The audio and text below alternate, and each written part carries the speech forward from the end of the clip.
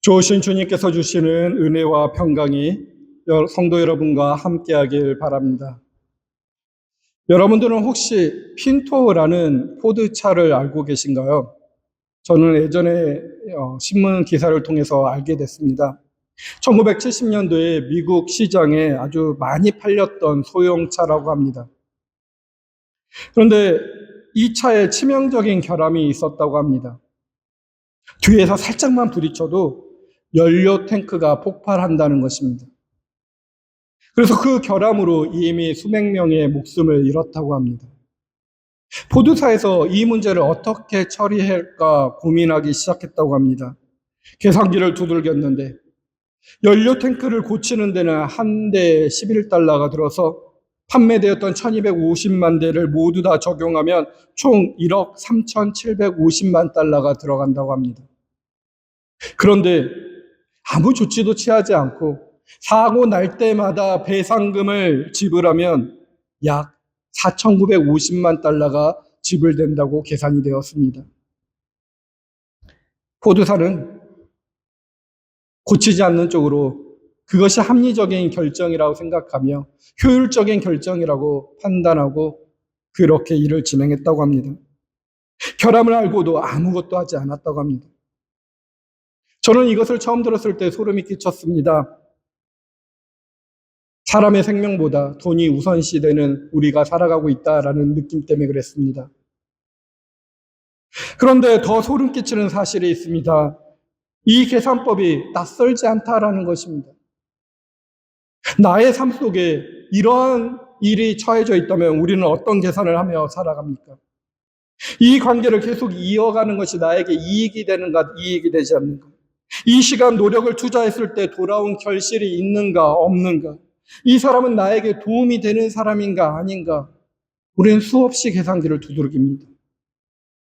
그리고 거기 속에서 효율적이고 합리적으로 산다 부르면서 합리적인 결과, 효율적인 결과를 취하곤 합니다. 그리고 이 계산법의 기준으로 우리는 우리 자신마저 재고 평가합니다. 나는 지금 몇 배의 결실을 내는 사람인가? 나는 지금 옥토인가? 아직도 돌짝밭인가? 구별해냅니다. 이 계산의 문법, 성과의 효율의 문법이 지배하는 세계를 저는 말씀을 묵상하면서 바빌론의 세상이지 않을까 생각해 봅니다. 그러고 보니 우리 모두가 정도의 차이는 있을지언정 이 바벨론의 시민이라는 것이라 여기까지 생각해 보았습니다. 그런데 오늘 우리가 함께 나눈 본문 이사야 55장, 로마서 8장, 그리고 마태복음 13장의 모든 말씀들은 이 바빌론의 문법, 바빌론의 계산법을 정면으로 깨고 있습니다. 우리가 애쓰려고 이 문법을 내려놓기도 전에 우리 자신을 계산하고 평가하던 그 오래된 저울을 스스로 무너뜨리게 하는 말씀으로 묵상이 되었습니다. 오늘 우리에게 필요한 것은 더 나은 계산법이 아니라 계산 그 자체가 힘을 잃어버리는 자리, 바로 그 자리로 말씀이 우리를 데려간다고 묵상이 된 것입니다. 함께 그 길을 가보고자 합니다. 오늘 첫 본문 이사야 55장부터 보시길 바랍니다. 예언자는 이렇게 선포합니다. 10절, 11절입니다. 비와 눈이 하늘에서 내려서 땅을 적셔서 싹이 돋아 열매를 맺게 하고 씨뿌리는 사람에게 씨앗을 주고 사람에게 먹거리를 주고 나서야 그 근원으로 돌아가는 것처럼 나의 입에서 나가는 말도 내가 뜻하는 바를 이루고 나서야 내가 하라고 보낸 일을 성취하고 나서야 나에게로 돌아올 것이다. 아멘. 이 말씀이 선포됐던 자리들을 한번 상상해 보시고 기억하셔야 합니다. 이 예언자는 바빌론으로 포로로 끌려갔던 이스라엘 백성들 가운데서 이 말씀을 외친 것입니다. 나라는 무너졌고 성전은 파괴되었고 다윗의 왕조는 끝이 난 상황입니다.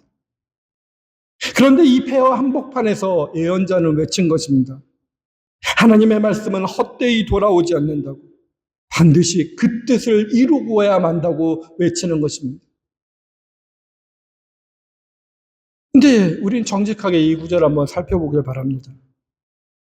물론 이 예언대로 바빌론에서 포로 생활을 마치고 백성들은 실제로 나라로 돌아왔고 재건했습니다. 성전을 다시 세웠습니다. 그러나 그 회복된 나라도 결국 무너졌습니다.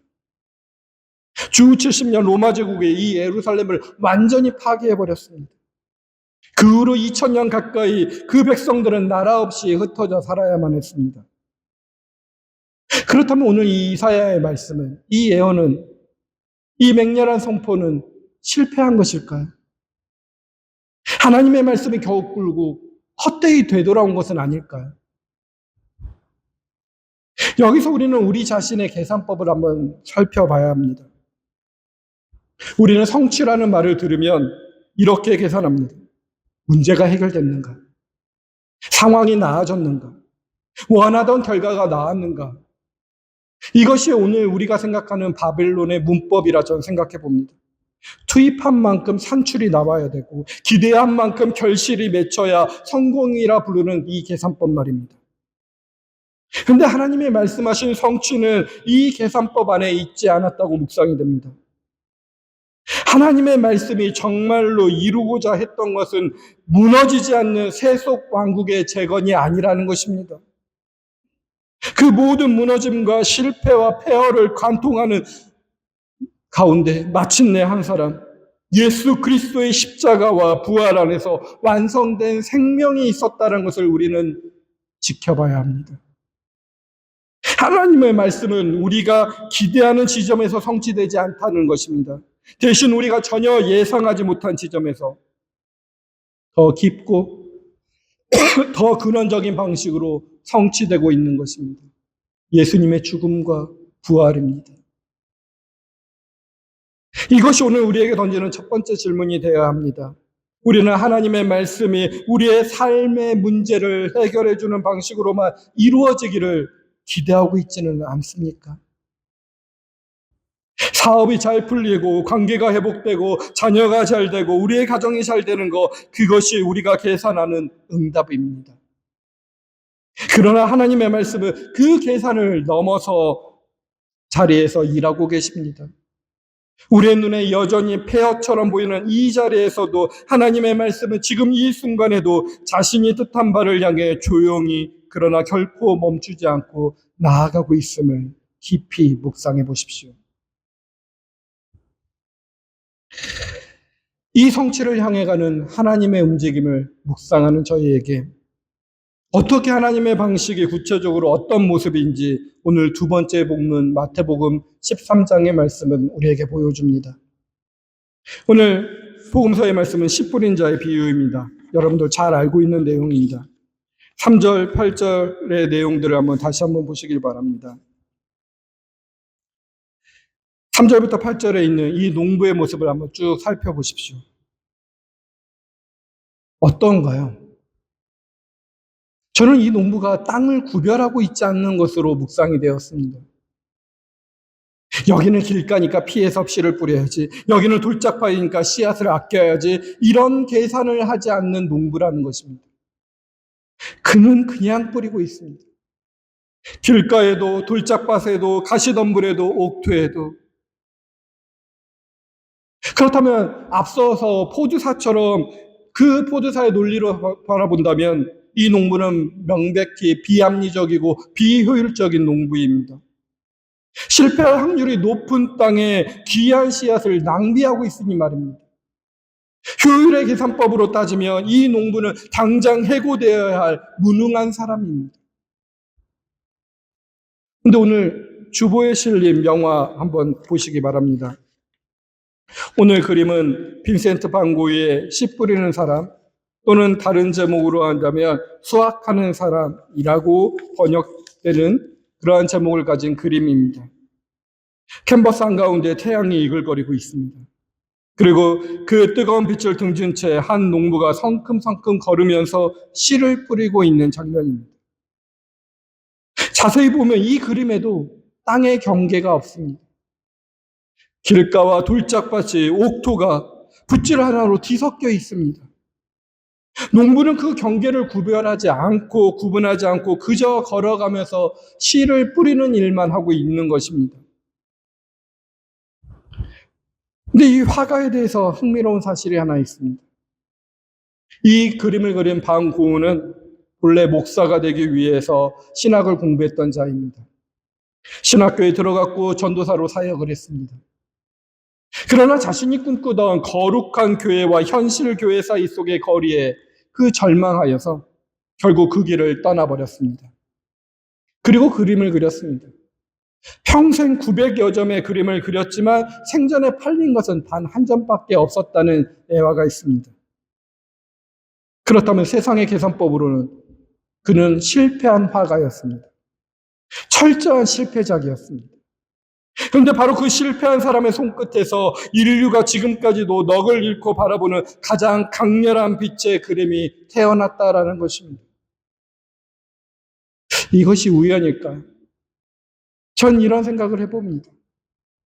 계산되지 않는 방식으로 뿌려진 것이 계산할 수 없는 방식으로 피어난다는 것, 이것이 바로 하나님의 나라의 문법이고 하나님의 나라의 계산법이 아닐까요? 우리는 늘 우리 자신에게 묻습니다. 나는 몇 배의 결실을 내고 있는가? 나의 헌신은 효율적인가? 나의 수고는 정당한 보상을 받고 있는가? 그러나 오늘 본문의 논부는 그러한 계산을 하지 않습니다. 그저 그는 뿌립니다. 길가에 떨어져 새에게 먹히는지언정 돌짝박에서 싹 텄다 말라 죽을지언정 그에게는 그 모든 것이 낭비가 아닙니다. 근데 이것이 하나님이 일하는 방식이라 복음은 우리에게 알려주고 있는 것입니다. 이번 주 그 하나님의 일하는 방식, 그렇게 낭비하는 하나님을 깊이 묵상해 보시길 바랍니다. 우리의 계산기로 결코 이해할 수 없는 압도적으로 후한 방식으로 일하시는 그 하나님을 말입니다. 그런다면 우리 스스로에게 한번 물어보시길 바랍니다. 이 마태복음 말씀을 듣다 보면 나는 어느 땅이지? 라는 질문이 저절로 생깁니다. 근데 예수님은 이 비유를 19절, 23절에서 쭉 풀어줍니다. 그 내용도 한번 눈으로 한번 빨리 훑어보시길 바랍니다. 그래서 이 말씀을 듣다 보면 우리는 습관적으로 이 네 종류의 땅 가운데 나는 어느 땅에 속한 사람인가? 어떻게 하나로 분류해 보려고 노력합니다. 나는 돌짝밖의 사람인가? 나는 가시덤불 같은 사람인가? 아니면 다행히 옥토 같은 사람인가? 구별하려고 합니다. 여러분도 지금 그런 생각을 갖고 있지 않으신지요? 그런데 성도 여러분, 솔직하게 정직하게 자신의 삶을 되돌아보길 바랍니다. 아침에 말씀을 들을 때 기쁘게 받았다가 저녁이 되기도 전에 세상의 염려에 잠식당하는 우리의 삶이 있지 않으신가요? 그러면 옥토인가요? 아니면 돌짝밭인가요? 어느 순간에 뿌리 깊은 확신으로 서 있다가도 작은 시련발 앞에서 순식간에 흔들리고 있는 우리의 삶이 있지 않으신가요? 그러면 우리는 옥토밭일까요? 아니면은 길가일까요? 근데 저는 오래전부터 이 말씀을 이렇게 생각해 봤습니다. 네 가지 땅은 네 분류의 사람으로 구별하는 것이 아니라 이 네 가지의 땅은 바로 우리의 한 사람 마음 안에 있는 모든 마음의 밭이라 묵상하곤 합니다. 동시에 뒤섞여 존재한다는 것입니다. 우리는 모두 길가이며 돌짝밭이며 가시덤불이며 동시에 아주 가끔 옥토로 구성되어 있는 우리라는 것입니다. 그렇게 묵상해 보면 이제 우리가 해야 될 일이 무엇이라고 생각되시나요? 이제라도 정신 차려서 일부만 옥토니까 모든 것을 옥토로 변화시키기 위해서 마음의 밭을 잘 기경해서 옥토로 만들어야 될까요? 근데 이 부분 속에서 저는 로마서의 말씀을 깊이 귀 기울여 들어봐야 된다고 생각됩니다. 오늘 로마서 8장으로 건너가 바울의 선언을 한번 들어보시기 바랍니다. 우선 1절, 2절입니다. 그러므로 그리스도 예수 안에 있는 사람들은 정죄를 받지 않습니다. 그것은 그리스도 예수 안에서 생명을 누리게 하는 성령의 법이 당신을 죄와 죽음의 법에서 해방하여 주었기 때문입니다. 그리고 이어서 7절, 8절을 보시기 바랍니다. 육신에 속한 생각은 하나님께 품은 적대감입니다. 그것은 하나님의 법을 따르지 않으며 또 복종할 수도 없습니다. 육신에 매인 사람은 하나님을 기쁘게 해드릴 수 없습니다. 이 말씀을 함께 묵상해 보니 바울은 지금 우리에게 그러니 힘써서 영적인 사람이 되십시오. 힘써서 옥토가 되십시오라고 말씀하는 것이 아니라는 것입니다. 그 정반대의 이야기를 하고 있습니다. 육신에 매인 우리는 아무리 스스로 애를 써봐도 하나님을 기쁘시게 할 수 없다고. 우리의 힘으로는 결코 옥토가 될 수 없다고 못 받고 선언하고 계십니다. 마음밭을 스스로 기경해서 좋은 밭이 되겠다는 마음, 그 결심. 오늘부터는 육신이 아니라 영을 따라 생각하겠다는 그 다짐마저도 그것조차 사실은 여전히 육신의 방식이라고 바울은 알려주고 있는 것입니다. 그것은 자기 힘으로 자기를 구원하려는 가장 오래되고 가장 교모한 시도이기 때문입니다. 그러면 막막합니다. 노력하지 말라는 것인가? 길은 없다라는 것인가? 아닙니다. 바울은 3절에서 그 길을 밝힙니다. 3절을 보십시오. 육신으로 말미암아 율법이 미약해져서 해낼 수 없었던 그 일을 하나님께서 해결하셨습니다. 아멘. 우리가 해결할 수 없었던 그 일을 하나님께서 해결해 주셨다라는 것입니다. 근데 그 해결의 방식을 우리는 정직하게 마주봐야 합니다. 그것은 부드러운 개선이 아니라 죽음을 통과하는 방식이었습니다. 하나님은 길가와 돌짝밭과 가시덤불을 갈아엎어 조금씩 개선하신 것이 아닙니다.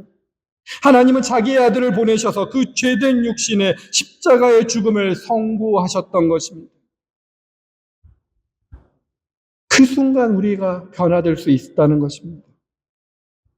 우리의 마음에 맞추어 옥토로 바뀌는 사건은 바로 그 죽음의 패턴을 따라 우리 안에서 반복되고 있는 것입니다. 내가 붙들고 있던 자기중심적인 나, 스스로 옥토가 되어버리겠다는 그 오래된 자아가 먼저 죽는다는 것입니다.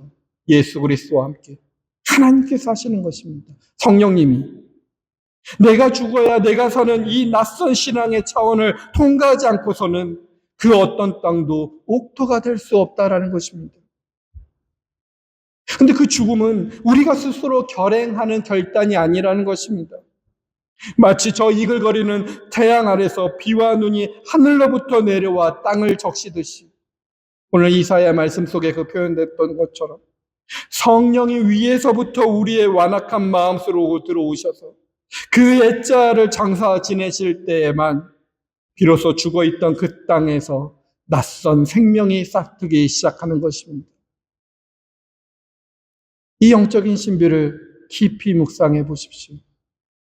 성령의 비가 와서 우리의 옛자가 죽고 우리의 그 돌짝밭 같은 마음에 길가 같은 마음밭에 가시덤불이 가득한 마음밭에 새로운 생명이 싹트고 있는 장면을 묵상해 보시길 바랍니다. 이렇게 침투해 들어오시는 성령님은 우리 삶 속에서 구체적으로 무엇을 만들어내시냐면 로마서의 말씀 속에서 한번 상상해 보십시오. 9절 11절 말씀을 한번 보시기 바랍니다. 그러나 하나님의 영이 여러분 안에 살아계시면 여러분은 육신 안에 있지 않고 성령 안에 있습니다. 그리고 11절 말씀을 보십시오. 예수를 죽은 사람들 가운데서 살리신 분의 영이 여러분 안에 살아계시면 그리스도를 죽은 사람들 가운데서 살리신 분께서 여러분 안에 계시어 자기의 영으로 여러분의 죽을 몸도 살리실 것입니다. 아멘. 이 말씀을 깊이 묵상해 보십시오. 하지만 이 말씀을 묵상하자마자 우리는 또 다시 한번 함정에 빠지곤 합니다. 이렇게 성령을 따라가는 사람은 사랑을 실천해야 되고 여러분도 사랑을 실천하십시오라고 표현할 때 이것은 전 또다시 바빌론의 문법으로 돌아가는 것은 아닌가 고민이 됐습니다. 실천하십시오라는 그 명령령 하나가 방금 우리가 확인했던 은혜를 다시 한번 과업으로 다시 계산해야 할 성과로 바꿔버리는 것은 아닌가 생각이 된 것입니다. 오늘 말씀 성경을 한번 곰곰이 묵상해 봤더니 저에겐 다르게 읽혀집니다. 사랑은 우리가 짜내어서 실천할 결과물이 아니라는 것입니다. 사랑은 성령이 우리의 완악한 마음을 뚫고 지나가신 자리에 남는 증상일 뿐이라는 것입니다. 생각해 보십시오. 우리가 하나님 때문에 사랑에 받아서 이루어진 사랑들을 한번 경험해 보셨다면 그 사랑을 떠올려 보십시오. 도저히 용서할 수 없었다고 여겼던 그 사람을 어느 날 문득 마음 깊은 곳에서 치근히 여기고 있는 자신을 발견할 때가 있지 않으신가요? 그것은 내가 내 자신의 인격을 수양해서 내가 사랑을 실천하겠다고 결단해서 노력해서 만들어낸 결과가 아니었습니다. 오히려 그 낯선 마음 앞에서 우리는 깜짝 놀라거나 스스로 놀랬을 것입니다. 내가 왜 이 사람을 이렇게 생각하는 것이지? 근데 저는 그 놀람, 그 낯섦이 바로 성령님이 내 안을 지나간 증거이며 흔적이라 묵상이 됩니다. 그러니 우리는 그것을 자랑할 수 없습니다.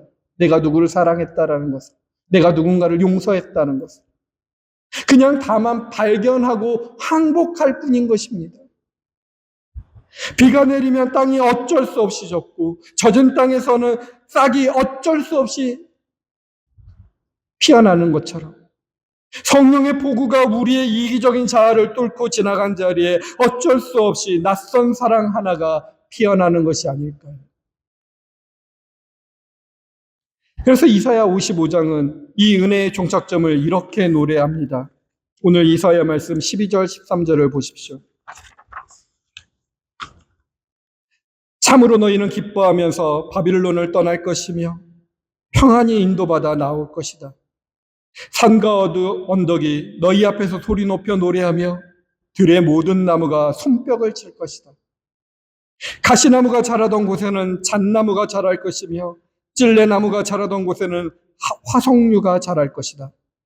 이것은 영원토록 남아있어서 주님께서 하신 일을 증언할 것이다. 아멘. 우리도 이 구절을 들으면 또한 습관적으로 바빌론을 떠나라, 결단하라 이렇게 듣습니다.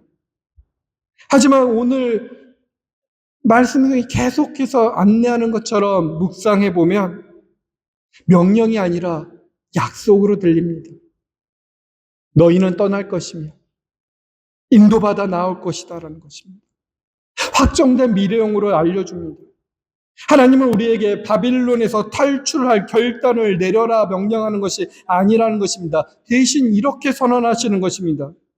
내 말이, 내 은혜가 성령이 너희 안에 차오르면 너희는 더 이상 그 계산과 효율의 제국 안에서 숨 쉴 수 없게 될 것이고 떠남은 우리가 짜낸 용기가 아니라 은혜가 차올랐을 때 저절로 터져나오는 불가항력적인 증상을 경험하게 될 것이라는 것입니다. 가시나무가 자라던 그 척박한 자리에 우리도 모르는 사이에 잣나무가 자라기 시작하는 것처럼 말입니다.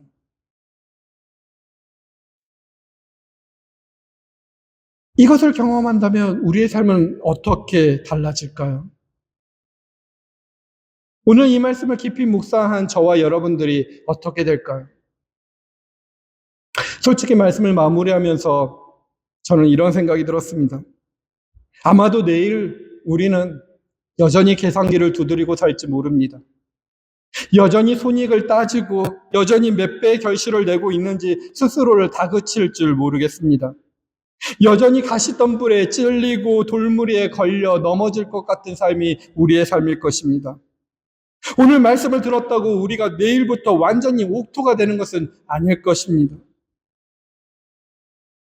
근데 로마서의 말씀 속에서 오늘 본문 다음에 있는 구절을 꼭 찾아서 읽어보시길 바라는데요.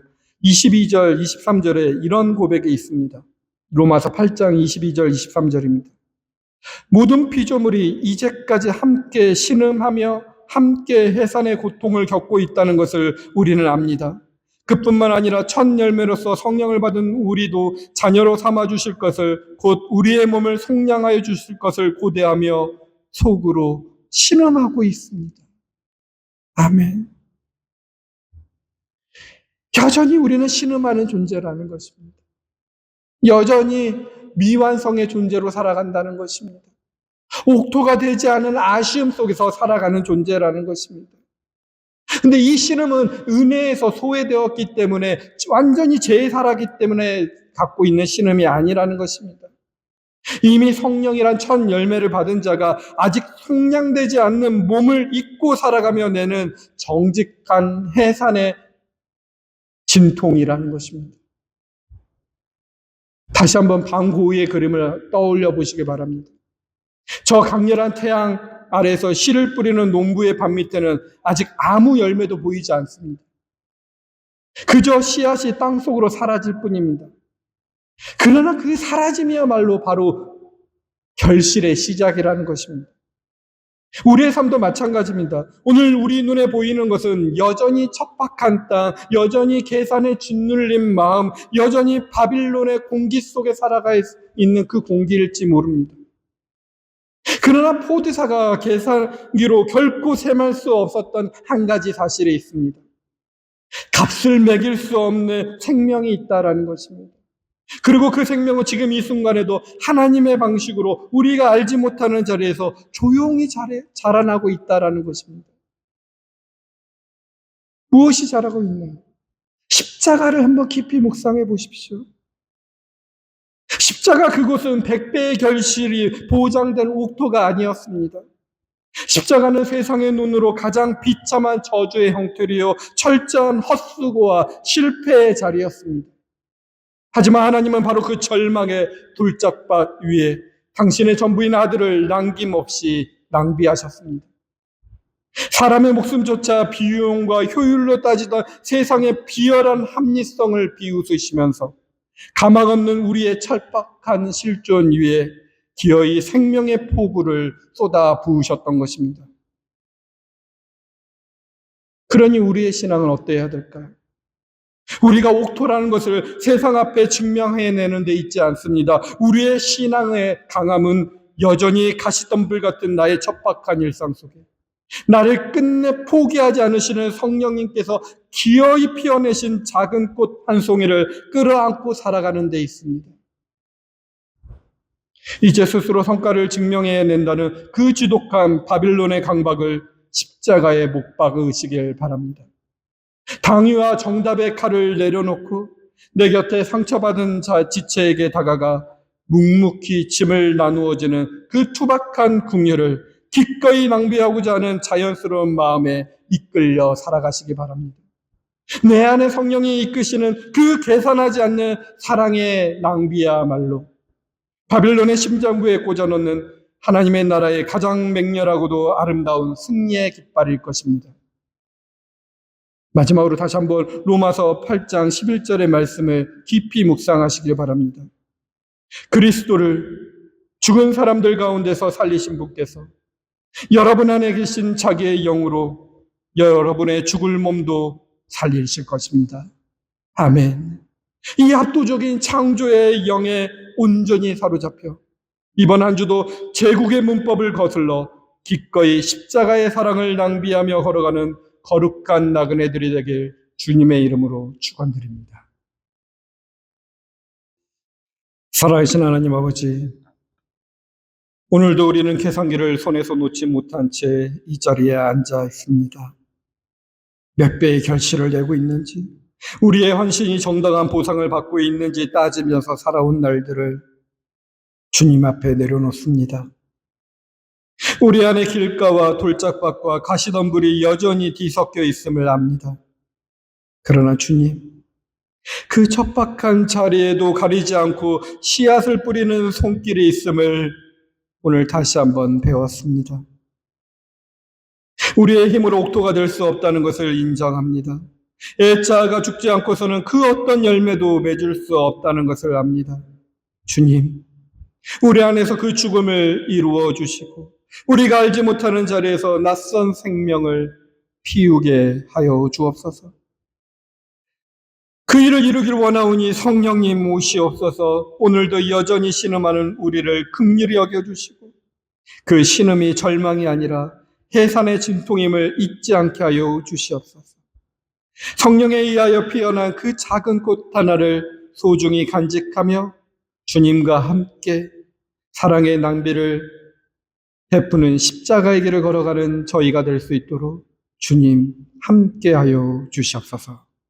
예수 그리스도의 이름으로 기도합니다. 아멘.